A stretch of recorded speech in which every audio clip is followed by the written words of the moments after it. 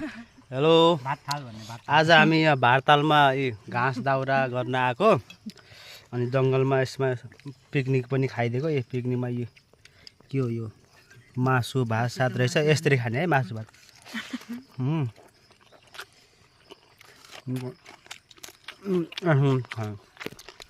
कस्तो छ मिठो छ?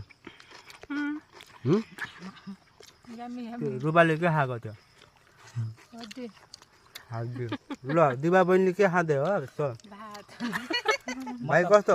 भारतालमा भात थाल हो भात थालमा तपाईँलाई भात कम पऱ्यो कि कस्तो हो? के खानु? ठिकै छ, भात अगाडि छ त्यहाँ। पाल्नु रमाइलो छ।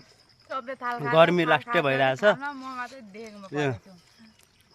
हामी त यस्तो हो, के गर्ने, गाउँले जीवन पनि जिउनै पर्छ कहिलेकाहीँ।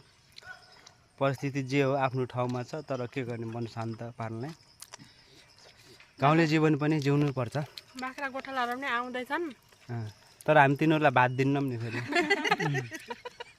हामीलाई आफैलाई कम परिरहेछ भात, अरूलाई दिने कुरै भएन नि, होइन? ल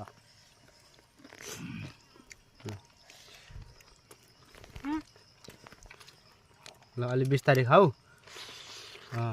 असल जेउला फेरि भारतालमा भात तालसँगै मान्छे झोल ताल होला। ल ल हल्का झोल ताल थप्दिनु पर्यो ल उता झोल थप्देऊ अरे हल्का। नुन अहिले हालेर घोल नपर्ने। नुन हालेन? हालेको घोलेको हो। लास्ट गाँस खाइहालौँ है। भात खानु खानु पर्यो। साझी